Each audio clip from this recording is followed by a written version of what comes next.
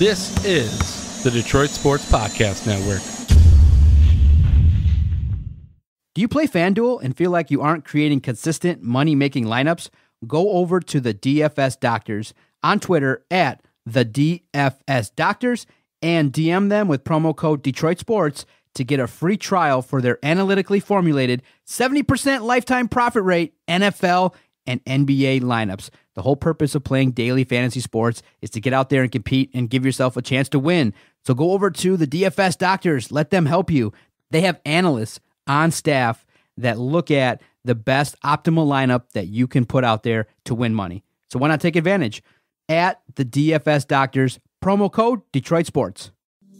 CBD is a game changer sweeping the nation. This hemp extract is the natural way to elevate your mood, eliminate aches and pains, reduce anxiety, and keep you sleeping all night long. It can even cut your workout recovery time in half. Get in the game today with 20% off all orders of CBD and lavender products from Lavender Lane, a lavender farm located right here in Milan, Michigan. Just go to lavenderlanemi.com today and enter coupon code Detroit for 20% off your entire order. Guys, look, these amazing products are infused with calming lavender to maximize their effectiveness, meaning your CBD items only take minutes to take effect, which is way quicker than those pills you were about to swallow. On top of it, they are perfect for men and women. Lavender Lane has lab-tested CBD creams, tinctures, and roll-ons that are perfect for any situation, even if you're on the go. Put your health back in your hands by heading over to lavenderlanemi.com and entering coupon code Detroit for 20% off your entire order of CBD and lavender products. What do you have to lose? Your satisfaction is guaranteed or your money back. So if you need lavender gifts for your loved ones or just looking for the natural way to ease your discomfort with CBD, go to lavenderlanemi.com and use coupon code Detroit to unlock these miraculous benefits of CBD and lavender. That's lavenderlanemi.com. And remember, use coupon code DETROIT for 20% off your CBD and lavender products from Michigan's own Lavender Lane. Is there a sports podcast in Detroit that people are talking about? Hey, everybody, this is Freddie Cohen of ESPN Radio. When I'm not talking about breaking news or breaking news on ESPN Radio, I'm always a fan and listen to the Detroit Sports Podcast, and so should you.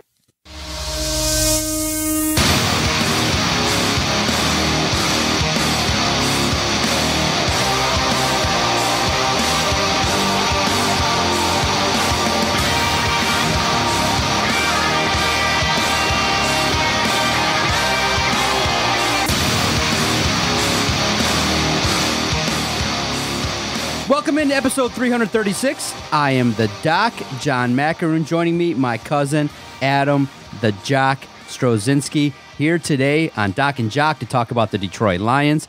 Lots of interesting stuff outside of the Lions. Finally, we got Sekou destroying Tristan Thompson. Talk to you a little bit about the Pistons and finally a rebuild. Tom Gores woke up, cuz finally the Pistons and Wings maybe in 2020 figured out, we suck. We probably have to tank, and it's a good time right now.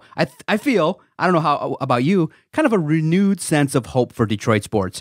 The last decade was a disaster. Here we are at the beginning of 2020, and look, if the teams can at least recognize that, okay, we're shit, we're not that good anymore, and you're going to start the process of maybe letting go of Andre, letting go of Blake and Reggie Jackson and turning things over, that's a good sign. And then the Red Wings, look, they're bottoming out a little bit, but at least a couple signs of life with Philippe Zadina. So that's good. It's good times.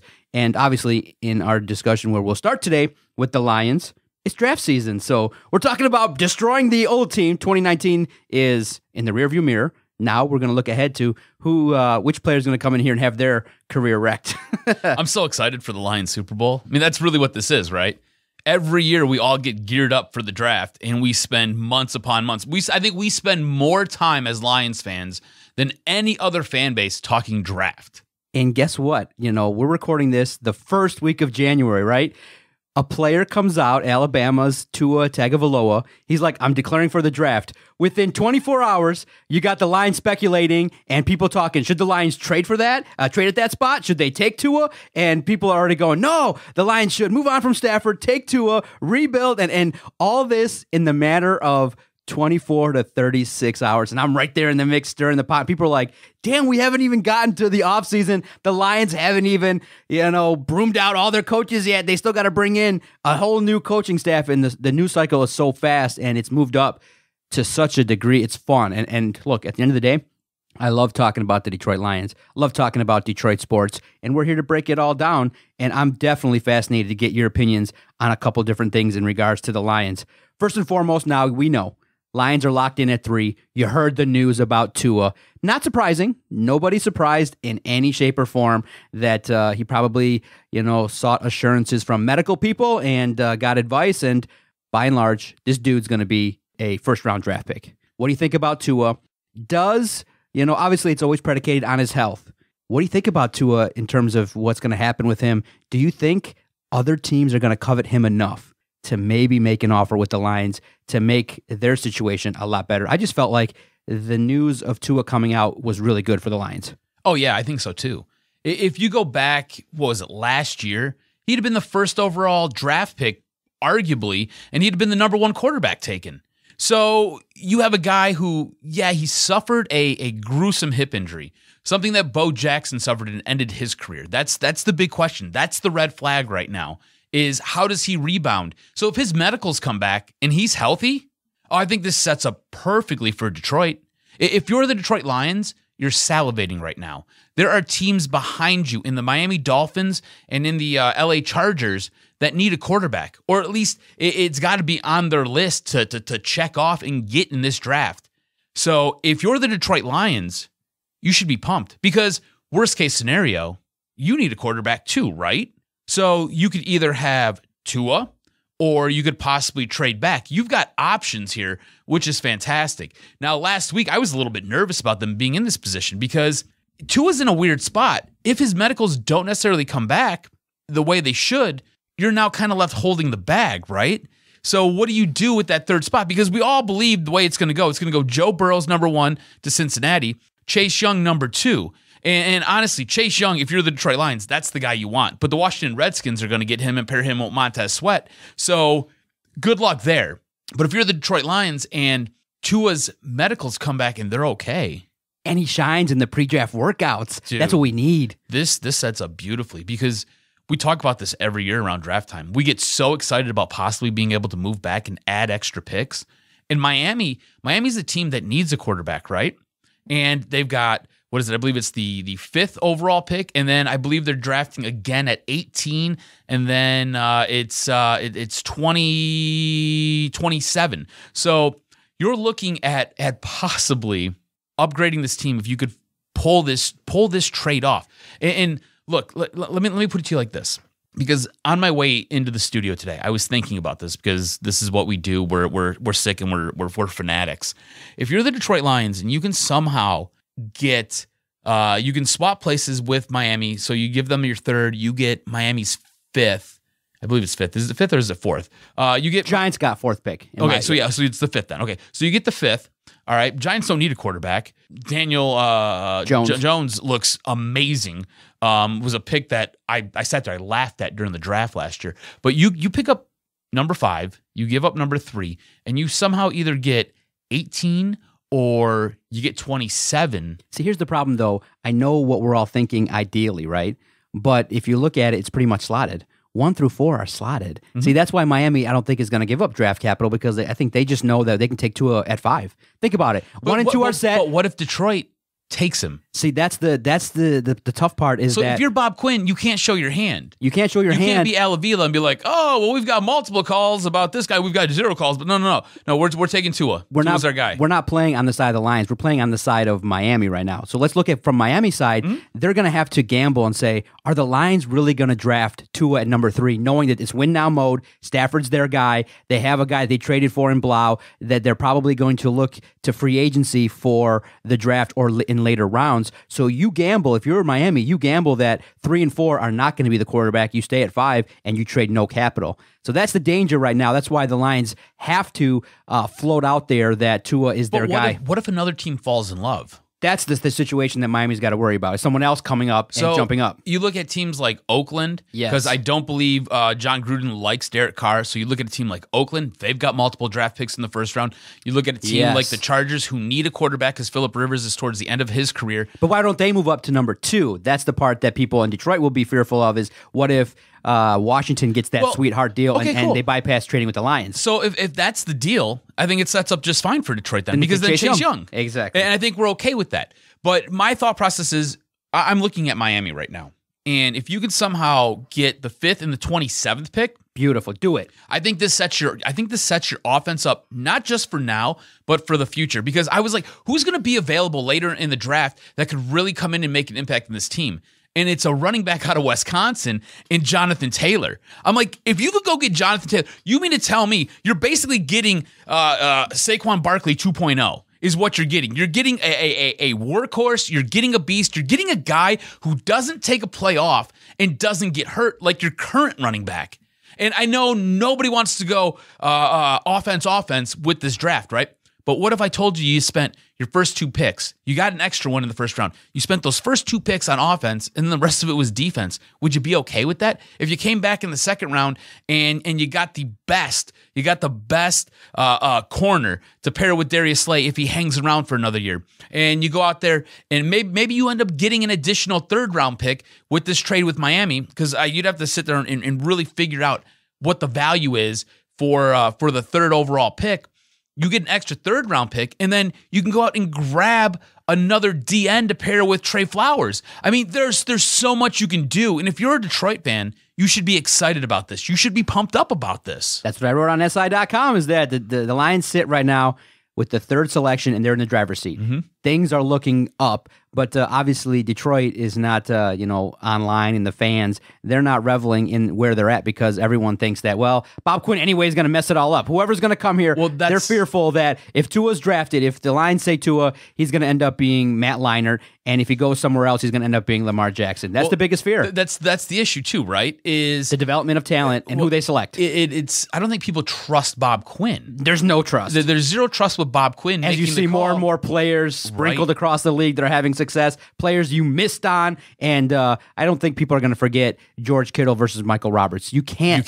Kittle's is a legend, and Roberts is toiling around in the NFL. Is he even in the league anymore? I don't know. We maybe will see his face on the side of a milk carton. I'm not sure. So now here's the question, okay? Because everyone's talking about it, and it's the biggest debatable point right now as we sit here talking about Detroit sports.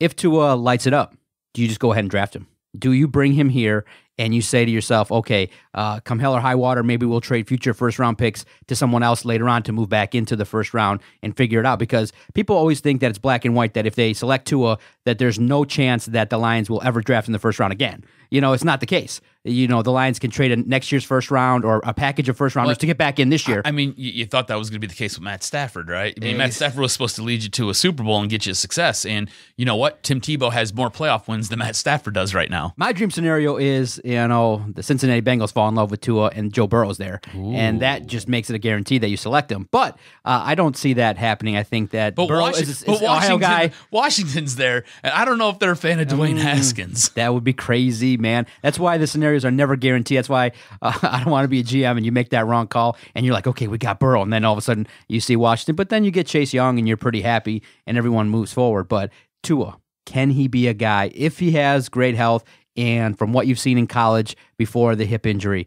Do you put him as the apprentice and say, this is our guy, and can you sell that to the fan base? I just feel like the way the fans are looking at it is they'd be highly upset. They'd be frustrated because you're taking an injured quarterback. You're going to piss off Matthew Stafford. And what does this mean for Tua? Because if you're the organization, if you're the Lions, do you really want to start the QB controversy? Because day 2, right in training camp, people are going to be like, Tua throws the ball better. Tua does this. Tua does that. Stafford's hurt. You're going to have this constant discussion of Tua versus Stafford. The organization doesn't want that at this point in time, but the Lions need it. I think in the best interest of Detroit, you got to get the next guy. Unfortunately, it's just not Tua, and maybe they take a chance on Jordan Love, Herbert later in the draft, other quarterbacks that they target. The problem is, though, everyone's done the studies.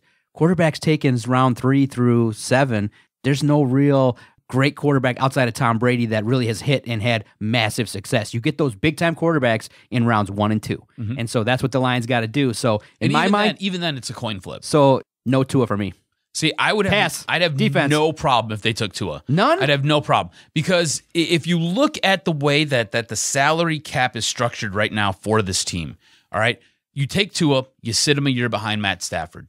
You can move on from Matt Stafford the following year. The cap hit is very, very small. It's not a big deal. As an organization, you can feel okay moving on from Matt Stafford. And you know what? You might be able to get a couple draft picks by trading him away to some other team. So you let Tua come in, you let him sit. And again, this is if the medicals all work out. Look at what your offensive coordinator, and again, this is a lot of ifs and buts, and you're trying to predict the future here. But we'll say Matt Patricia and the crew kind of stays on for another season. Look what Darrell Bevell was able to do with quarterbacks who were less than, right? Less than. Look at your backup quarterback and look at your third string quarterback and look at how you were in ball games up until roughly the fourth quarter when your defense let you down. So imagine what he could do with an all-star talent like Tua Tagovailoa. Like just think about that for a second. I would feel okay with that being the situation. On top of that, if you're somehow able to accompany him with a running back who can give you a first and a second down and give you a shot to pick up a first down and help move the ball and not always be hurt, I think it makes it look that much better offensively. Now, I get what you're saying as far as the defense goes. Defense will get better if they're not on the field all the time.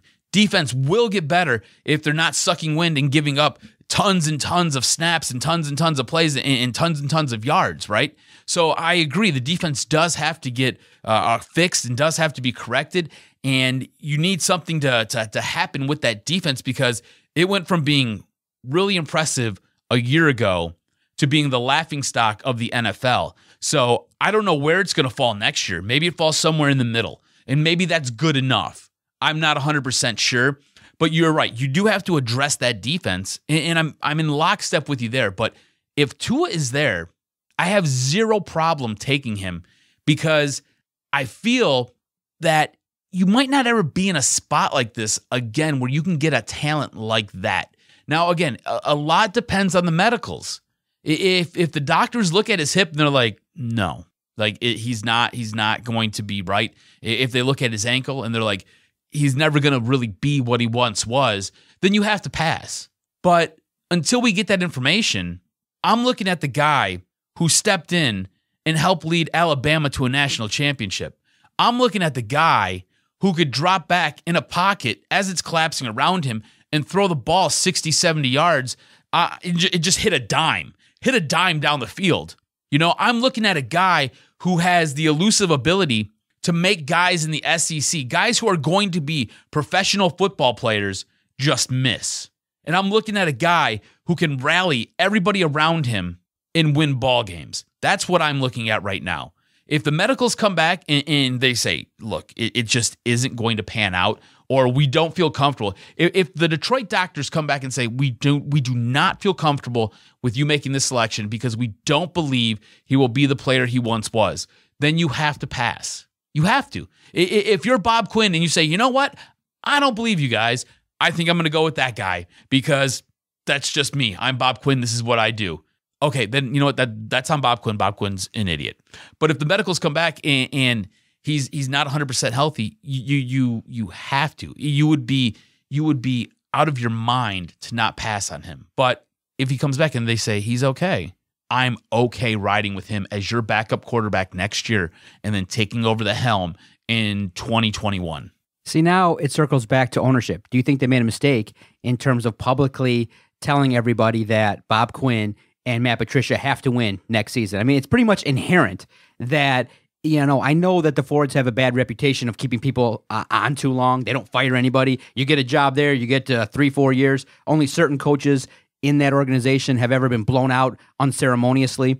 So do you think it's a bad move? Because inherently, Bob Quinn and Matt Patricia want to keep their jobs. They want to keep the paychecks rolling, and it's going to be up to them to win. So they're obviously going to make moves that are going to be targeted for win now mode. You know that, but at the same time, it feels like if they didn't have that hanging over their heads, they might take a Tua. All right, let me put it to you like this. Historically, the Ford family is quite cheap, and they do not like to buy their coaches out. They absolutely do not. So this is only year 2 of a 5-year contract for Matt Patricia. Going into year 3, yes. Right. So you mean to tell me that the Fords are going to buy him out for his last 2 years? Come on, guys. You got to be smarter. He's sticking around. You think year 4 is almost right there? Yes. The only time the Fords will buy you out of your contract is when you have 1 year left. They're here for at least another year. I do not believe that he will be fired next year. I don't care what the record is. They could be 1-15. They could be 1-3 and 12 ties. I don't know how you make that happen, but they could be that. He's not getting fired, guys. I disagree because attendance is down 2 years in a row. They've said it. How do you go out then publicly and say they have to be playoff contention and then let them stay if they go 3 and... Because you can have contract. You can have talks in the back room where Bob Quinn goes to Martha and he's like, look, this is where we're at. Give me a quarterback. This is what we need to do.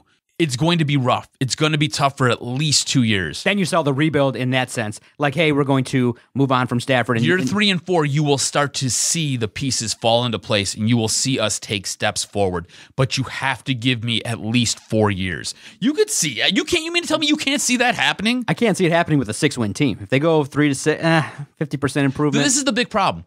Bob Quinn, when he fired Jim Caldwell, he said 9-7 is not good enough, and we all just kind of looked at him like, wait, what? Okay, cool. We all loved hearing that because it set the standard. It set the expectation that 9-7 wasn't going to be good enough. Missing the playoffs wasn't going to be good enough. And then you bring in your boy, Matt Patricia, who we all fell in love with, right? Whether he's a rapist or not, we all fell in love with him. And he turned around and he gave you a 6-10 season, and then he gave you a 3-12-1 season.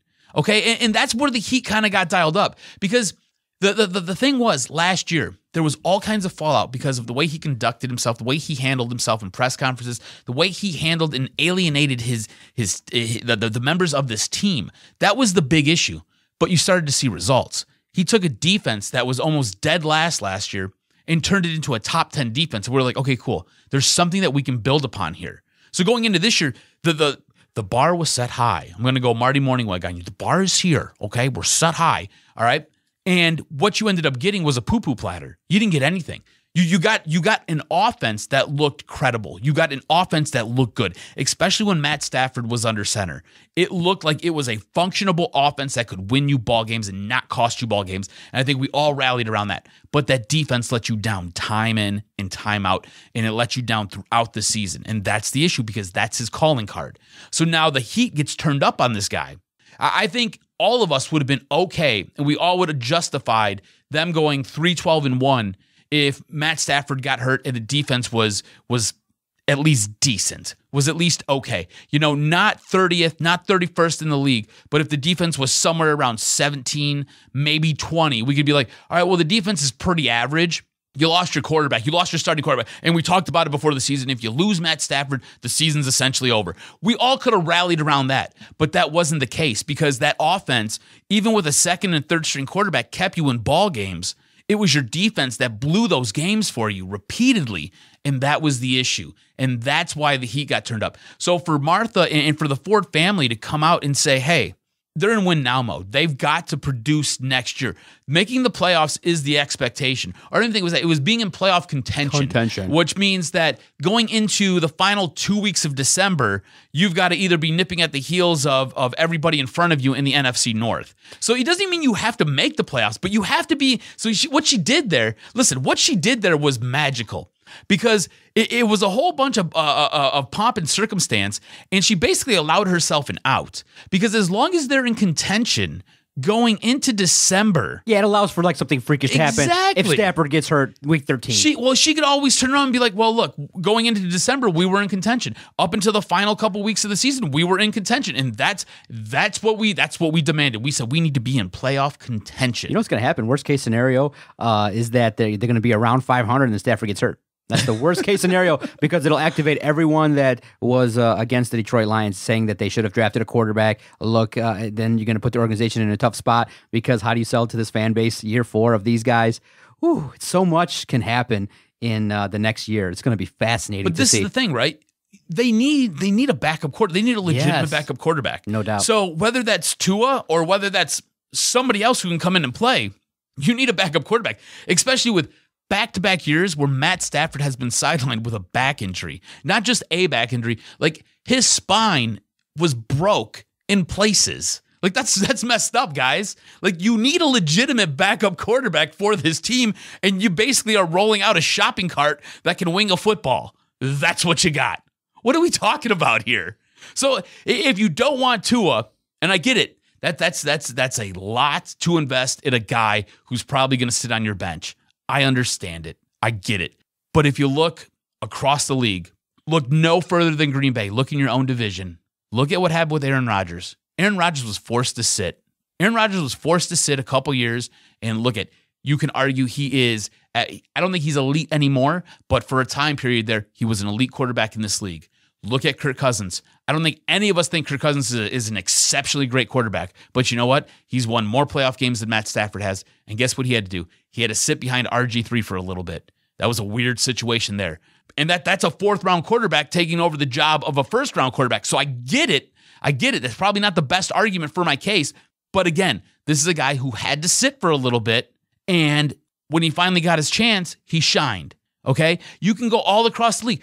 Best quarterback in the league, right? Maybe not right now, but in history, Tom Brady had to sit behind Drew Bledsoe. It's okay for these guys to sit a year or two and then come in and take the reins. And again, not a 1st-round quarterback, so probably not the best argument for my case, but showing you that guys can sit and it'll be okay. It's not going to hurt them. Okay, now, if it's not the quarterback, what are your thoughts on the other options that we're hearing about? Derek Brown, the defender, I believe, from Penn State. You have Okudah that's kind of making his way into a lot of mock drafts. If it's not the quarterback, who's your ideal spot, number 3, in your mind? For me, it's Derek Brown. You got to go out there. You got to get the guy that's going to potentially wreak havoc along that defensive line. I don't think you can go into another year where you put the cornerbacks in that tough spot. It was just too much. You have to retool that defensive line. So yeah, I understand that people really like Okudah and what he can bring, but by all accounts, when we drafted secondary, the thing that people always say is patience. Those guys just don't come in right away. It's a tough league to learn, and the league is set up for offense. So at the end of the day, for me, I would take Derek Brown if it's not the quarterback. Yeah, I'm in lockstep with you. You can't put your secondary in a spot that they were put in this year because it just allows the quarterback way too much time to feast on them, and you're just going to pick them apart. Guys can't sit out there on that island all by themselves that long. It's just not how this game is built. It's not how these athletes are built. I mean, you're going up against guys who can run 4.2, 4.3 40s, and they're like 6'3", and they're long and lean, and all you got to do is just a few little juke moves. And if you're a cornerback, what do you want them to do? You know, if you really look at the average height of a quarterback compared to a wide receiver, there's roughly a 3 to 4 inch gap there between their height, which then means there's a gap between their reach and their length. So it puts them in bad spots. You need a defensive line, or at least a defensive front, whether it be your front 7 or not, that is going to put pressure on a quarterback. It's not even so much getting home and getting the sack. Sacks are great, but sometimes it's hurrying a quarterback or making them feel uncomfortable in the pocket, because then what happens is their feet get happy, their eyes start darting all around the field, and it forces them to make a bad throw. Bad throws then lead to interceptions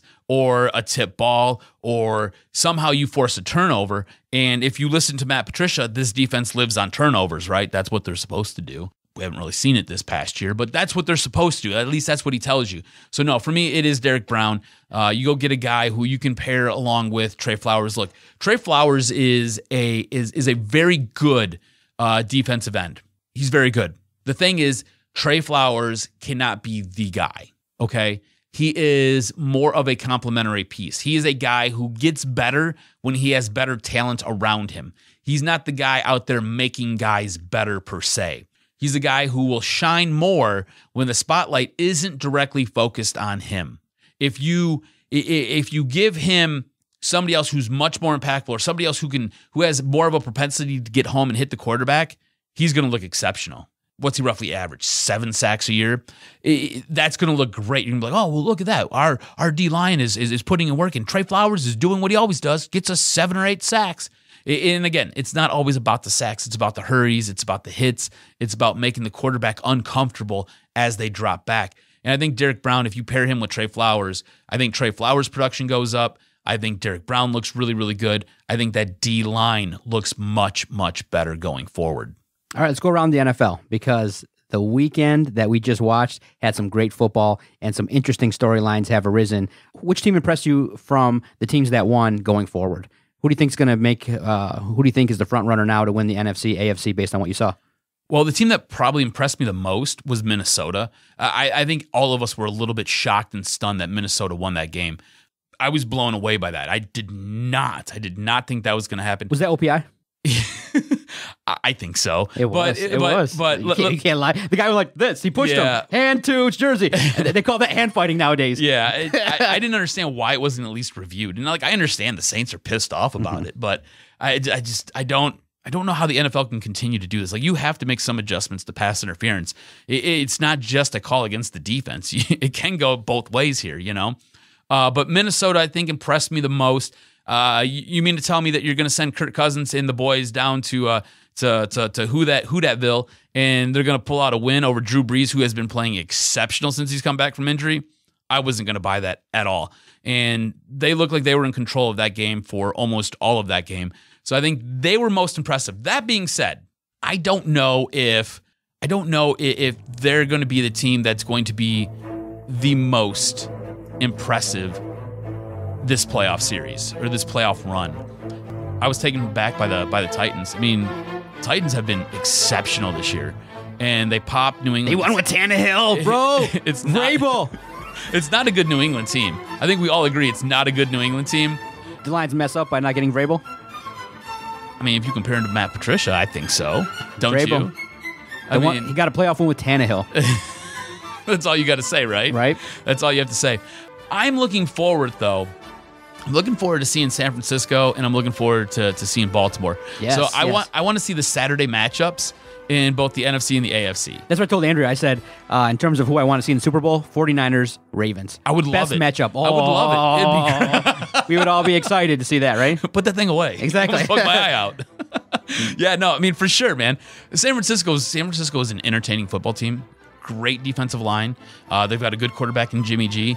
Don't sleep on Seattle, bro. I'm not. I think Seattle, Russell has that magic. He does, dude. For whatever reason, he's just got that magic. Dude, DK Metcalf looks like another guy we could have had. Yeah, exactly. Looks like a stud out there.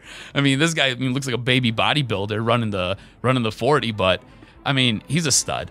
I love Lamar Jackson though, and Lamar Jackson matching up against Tennessee this weekend, I think it's going to be a fantastic matchup. Tom Brady, is he done? Done with New England? Is that era and dynasty over, or do they take one more stab at it and just make a run in 2020, put the tools around him, give him a solid running game, give him a solid he needs wide a better receiver, offensive line, retool it for one more run, or because he's going to be looking for 2 years, or do we see him potentially as a Charger? What about as a Cowboy? Oh, could you imagine that? Oh man, what if they don't re-sign Dak? They're going to re-sign Dak. That's the scoop. And no, they're going to pay Dak $40 million. Dallas. No, that's not Dallas. That? That's not going to happen. What about that? Mike McCarthy with Tom Brady? Oh, my God.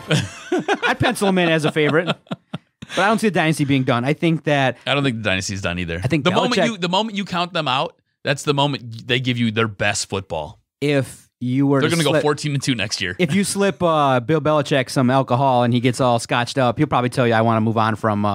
I want to move on from Brady. I want to move on from him." When he had Garoppolo, yeah, exactly, for sure. But when you got the favor of ownership, that's a big thing. How is the owner going to move on from Tom Brady? And here's the thing: how do you let that happen? Here's the thing: who's going to be your quarterback? Stidham's going to be your quarterback? Come on, I wanted Stidham here because I thought he could push Stafford. Massive. Okay. Now, if you're playing on the side of New England and you know that you have a relationship with Bob Quinn, do you make them that massive offer and say, you know what, we're going to move on from Tom Brady. We have Stidham, but he'll develop. And do you just say, you know what, let's just make the offer silently, a couple first rounders for Stafford. For Stafford? If I'm Detroit, I'm taking that all day. Yeah. All day long. Because look, And nothing against Matt Stafford, right? We all know me and Matt Stafford, not the best of friends. It is win-win. Oh, I should type this, but it's not bad. It is win-win for the Lions to trade with New England. It is. They get their quarterback and we rebuild. Exactly. You get those first-round picks. On top of that, you get to move on from a guy who's beat up. Let's be honest. Matt Stafford is beat up. But now he goes to New England. He wins the ring. Are we eating crow? Are we eating crow here? No, because it's New England. He doesn't get the credit. It's New England. Look, they gave you the pieces. Look, if you can't turn whatever they give you into something, that's on you. That's on you. That's on you. That's not on Matt Stafford. That's not on the Patriots. That's not on you eating crew. That's on Bob Quinn and Matt Patricia not being able to get the job done. I think where we maybe, and you can tell me if you disagree or not, I think where we're at with it is we just don't believe Matthew Stafford's going to win here in Detroit. Not because it's really Matthew Stafford's fault. He's got enough. It's just the organization, for whatever reason, will never put the puzzle all together. Yeah. It's the organization's fault, and that for the betterment of Matthew Stafford and his career, when the time comes in 2023, he should just be like, guys, thank you for the donation. I did everything I could. You know that I played through broken backs. I've done this. He has to pursue something else. He'll be 34, I believe, by then. You know, I think he turns 32 this year. So in 3 years, he'll be 34, going on 35. At that point, you just got to move on. Could you imagine him in Tennessee right now? Oh. I think if he played in Tennessee right now, I think we can imagine him anywhere but the Lions. That's true. The problem with the Lions, you just always see 3-4-1, or you always see 4-4, or 8-8. Him struggling, to get a running game, the offensive line. You just see a struggle. It's not his fault. It's really not his fault.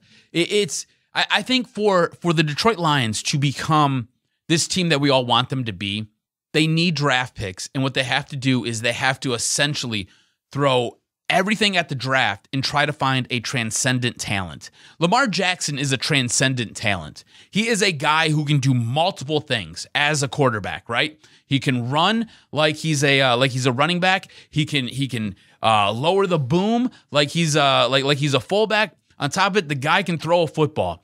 So he's a transcendent talent. You need guys like that for certain organizations to help raise them up and boost them. Patrick Mahomes is a transcendent talent in Kansas City, right? Aaron Rodgers, not this year so much, but Aaron Rodgers for a time, a transcendent talent, making guys better. And you can look no further than Jordy Nelson. Jordy Nelson was just random white wide receiver, right? We're going to put you in the slot. No, what Green Bay did, Green Bay was like, no, we're going to put him outside because this dude can flat out run, and we got a quarterback who can make him something. You've seen what happened to Jordy Nelson when he went to Oakland. He disappeared. Jordy Nelson's no longer playing football right now. So you need a quarterback to be able to make certain guys.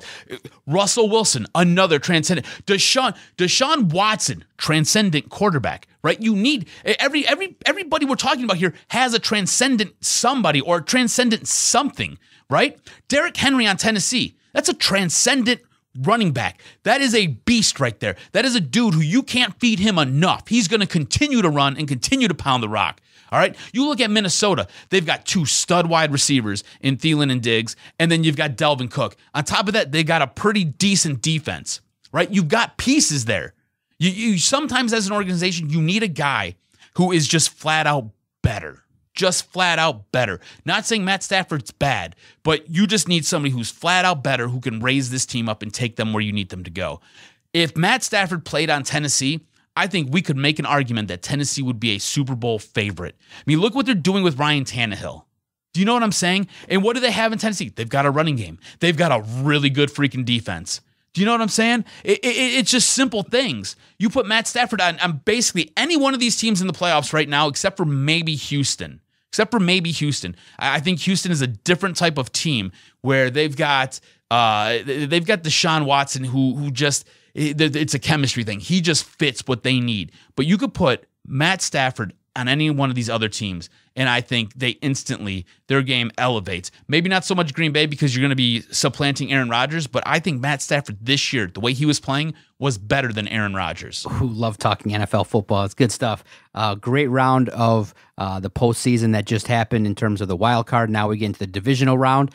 Oh, man, the matchups are quality. It's good stuff all the way around. It's going to be good, man. Saturday, Sunday is prime opportunity to watch some football. This is usually the best round of the playoffs in the NFL. It's going to be a fun 2 weeks, no doubt about it. All right, we're going to show love to the two sponsors of this fine broadcast, and then we're going to finish out talking about the Detroit Pistons, who made some news, finally, in terms of maybe Tom Gores awakening and figuring out the future direction of the Detroit Pistons. The reason why Adam and I are able to keep the lights on, the studio mics hot, is because we work with great sponsors. And the two sponsors of this fine broadcast are the Motor City Pawnbrokers and the Flick Chat application.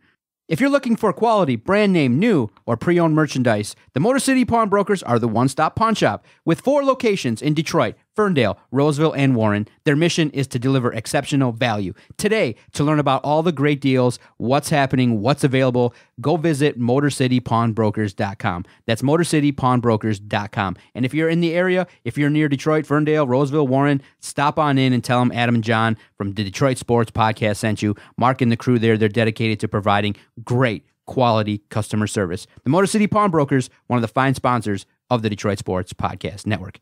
Now, if you've agreed or disagreed with anything that you've heard in the first segment, if you think that Tua is going to be an amazing talent that has to be drafted by Detroit, if you think that Adam and I are haters talking about Matthew Stafford, blasphemous that we think that he should play for Tennessee or New England, then hit us up on Flick Chat. It's a great spot to discuss all things related to Detroit sports. What's Flick? All it is a great sports forum that you can participate in online via your phone. It's a mobile app. And you can go to your favorite app store, whether it be Google or via your iPhone, and look for Flick Chat. And then when you download the application, look for Detroit Sports Headquarters with the little plus sign there. You just push it, and then you enter in these 3 letters, all lowercase DSP. And boom, within moments, you're right there. If you have a great topic, if there's something that you are passionate about, you can create your own forum. It's really fun. And if you produce a lot of great traffic, we might even make you a moderator where you can even control some of the things that are happening via Flick. It's fun. If you're a fan of professional wrestling, the Lions, Wings, Tigers, anything going on in the world of Detroit sports, we're talking about it. And it's also a place where you can listen and download your favorite podcast as well. So the Motor City Pawnbrokers and the Flick Chat application, great sponsors of the Detroit Sports Podcast Network.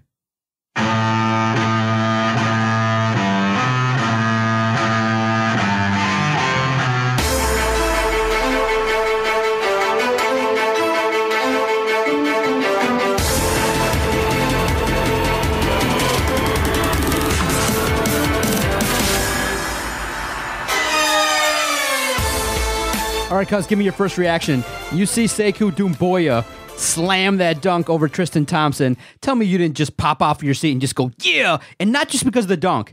Really, the dunk is great. You've seen that before. People have been posterized before. What I liked was the 19-year-old's bravado. Just for that 2 seconds, he stood over him, and part of him wanted to point his finger and be like, booyah, bitch! And he just stood there. I think that's what all of Detroit sports was looking for. I think all the frustration, all the toxicity that we've talked about for the last year kind of was slowly washed away with that dunk because of the fact that he went airborne, he threw it down, and you saw the reaction of his teammates there in the corner. Everyone was like, dang. Now, if you heard the broadcast, I did see a lot of the replays. Johnny Kane's good, but it wasn't enough. It was light. He was just like professional about it. Like if it was me, I would have been like, yeah, boom. Kelser was a little bit into it as well, but Johnny Kane, man, step it up. You just saw probably it was a number 2 highlight on SportsCenter of the night, and you kind of didn't go to that inflection point that the fans would have liked. It was awesome, and for me, I was just like, yeah, finally something, a sign of life with Detroit sports. Sekou, man. The one-name wonder, boy. Yeah, no, I loved it. Booyah! You're right. It's the bravado. It's 19 to stand over guy. Yeah, it's the pumped up chest, and you're right. It is one of those things where finally, as a Detroit fan, you could have that release where you're like, boom! It's been a minute. Yeah. It's been a minute. So no, that was great. That was nice. I think I was more excited though hearing that Andre Drummond might be leaving. So you're telling me that Andre Drummond leaving is something that is going to excite a lot of people, because it just kind of feels like... I'm telling you that I was excited about it. You think people would get on board with that? Wait, with Andre leaving? Yeah. I mean, you should.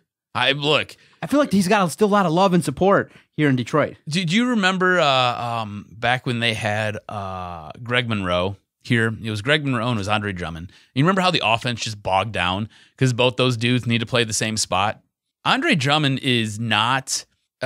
exceptional at any one thing besides really rebounding, right? He doesn't bring any intangibles to the center position. Centers nowadays can dribble a basketball. Centers nowadays can shoot a 3-pointer. Centers nowadays can hit a fall away fucking J. Centers can do things that Andre Drummond just can't do. look, if I'm a Detroit basketball fan like I am, I would be pumped to hear that Tom Gores, because you have to realize Tom Gores and Andre Drummond are butt boys. Like, they are buddy. Tom Gores loves Andre Drummond. Tom Gores loves Blake Griffin. Like, love that. That's why you traded for Blake, was because Tom Gores wanted a star. He wanted somebody from LA to come over here. That's why you traded for him. That's why you have him here. All right, now you have these competing contracts with each other where Andre's making like 29 mil and Blake's making almost 35. It's absolutely nuts. And your entire payroll is basically weighted down by these two dudes.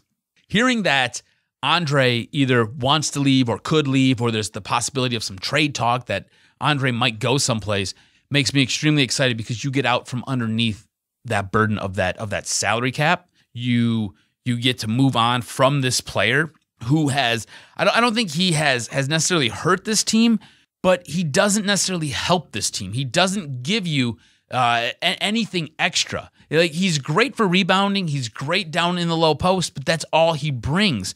And you need a guy who's going to be able to do multiple things, especially at the dollar amount that he's commanding. And he's going to want more money. He's going to become a free agent at the end of this year. It sounds like he's going to opt out. Like, he wants to opt out. And he wants another max deal. And you can't afford to pay this guy another max deal, especially for the way he plays. It just doesn't make any sense to me. So, yeah, I was pumped. I was like, oh, okay, cool. And then it sounds like there are actual teams that are rumored to be trade partners for him, like Dallas. Okay, cool. I love Mark Cuban. I wish Tom Gores was Mark Cuban, because I absolutely love Mark Cuban. But okay, Mark, you want this guy? Cool. You can have this body bag as your center. Take him.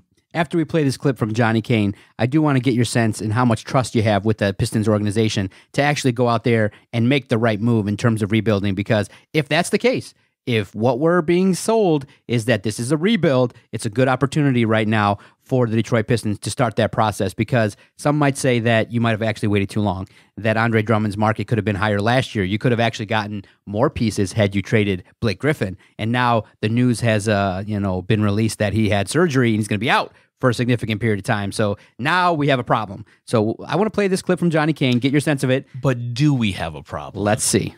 Sekou with a little show into the lane.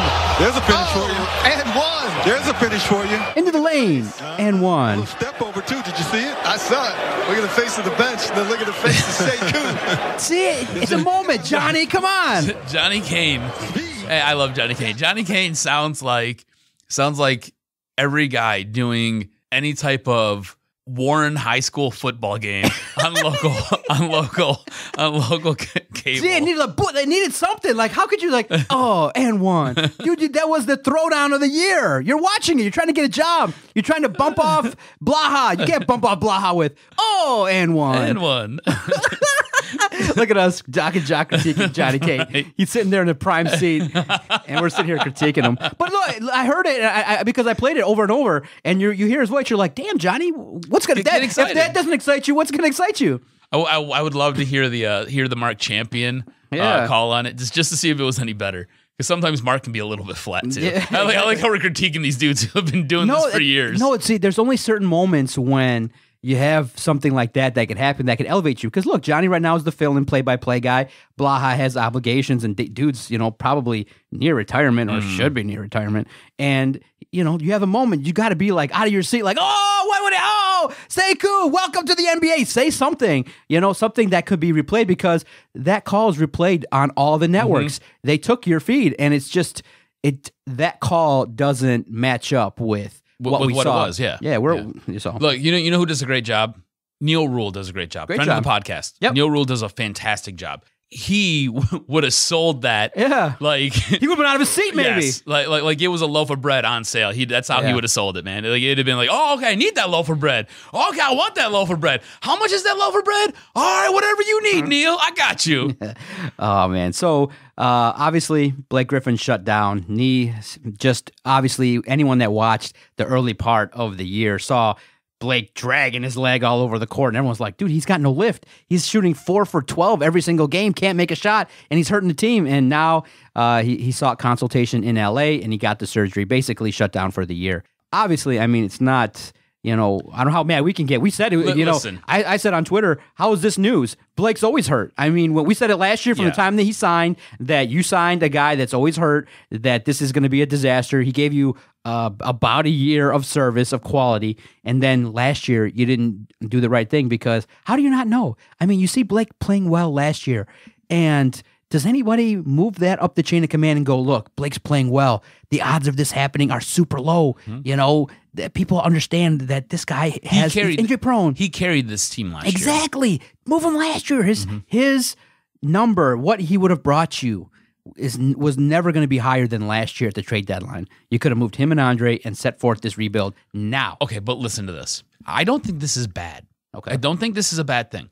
Like, yeah, it sucks for Blake, and I'm going to be honest with you, I'm a fan of Blake, all right? I don't hate, I do hate how he's always hurt. Like, it drives me nuts. But Like from 5 years ago, maybe, but this guy's never going to be on the court. Never. I get it, right? But what Blake did last year, Blake came out and he carried this team. They ran him into the ground. The reason he got hurt, the reason he needs the surgery now is because they ran him into the floor last year because they had nothing else, and it was all about making the playoffs to get swept by the Bucks. That's what it was all about. And then he came back. Do you remember when he came back with Robo Leg last year, trying to get up and down the court against Giannis? And Giannis was like, bro, like, you need a wheelchair. Go sit down. Like, it's going to be okay. We're just going to sweep you out of here, and we'll live to fight another day. You need to go get some medical attention. And what happened is it just all caught up to him. It's all caught up to him now. I don't think it's bad, though. I think it's good. Shut Blake down. Give him the rest of the year off, all right? Let him heal. Let them fix up that knee. Blake is never going to be what Blake was 5, 6, 7 years ago. He won't. He's an older player. He's an older player who tends to be nicked up and banged up. He just isn't going to be. Blake is a guy who needs to be on a minutes limit all the time, all right? So let him heal. Let him rest. Give him the rest of this year off. You tank. You trade Andre. Get some stuff back, whether it be draft picks, whether it be some money, because you got to remember, in the NBA, the finances have to work. So you get some money back, you get a couple players that maybe you could build with, or a couple of players that you can just move on from next year. You send this thing into the toilet. Send it into the toilet. In the NBA, you need to be drafting at least in the top 5 generally to hit on a guy, to go get a stud, especially with the way that the lottery works. You need to give yourself a shot at getting all those ping pong balls so you can move up and get a dude, right? This gives them a shot to go get a dude. On top of it, you move on from Andre, you move on from that salary cap. You go out, you get your next, you get your franchise player in this draft. You get Blake back next year who can help mentor him a little bit, alleviate some of that pressure of being the franchise, being the next franchise guy.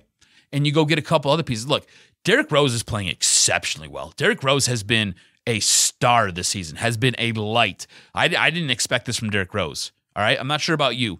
Derrick Rose is going to go to the All-Star game. Derrick Rose is a guy you can trade. You can move, you can trade him, get pieces. Like, you should be going into this draft in the NBA with multiple draft picks. Like, in the first round, you should have 2 or 3. In the second round, and I know they're kind of weird in the second round because you don't, every now and then you get a guy, but not usually. You should have 2 or 3 in the second round and be able to move back up into the first round. So you have trust that the Pistons brass will actually work together and figure it out, and there's not this whole concept of too many cooks in the kitchen? Look, because there's no GM. I know it's such a weird setup, right? But I believe it's Stefanski. I think Stefanski's making all the calls. I think he has the last say on everything. But when we talked about Sekou just a second ago, I mean, I know it was a moment in time. It was one. Double-doubles is somewhat shown that he can belong on the court. There are guys on this roster who you look at that they drafted later in the draft, and you're like, you're getting solid production from those guys. So, yeah, I do believe in Stefanski, and I don't think Stefanski is let me put it this way. I think Stefanski has Gore's ear, right? Where he's like, this is what we need to do. Not like with SVG when he was here. I think SVG had to play puppet to his master, which was Tom Gores. Whereas Stefanski's like, Tom's more willing to just listen to the organization and what's going on. This is what we have to do. You want this team to be successful. And you remember, Tom Gores, I don't know if his long-term plan is to keep this team or if it's to build it up to sell it, because that's what he does, right? I'm not sure what his end goal is. But if he's going to keep this team, you want those seats to be sold out. You want to have a packed house. How do you do it? Piston fans love the Detroit Pistons. Yeah. but you got to be good. They've been dormant. Nobody's going to shell out money to go watch your team get ran off a court every night. Nobody's going to do that because in Detroit, we just don't have it like that. It's not LA where everybody's sitting on banks and banks of money. You know what I'm saying? It's not like that. Everybody works hard for their dollars around here. And if I'm going to pay to go see some team get ran off the court, it's not going to be my team. I'm not doing that.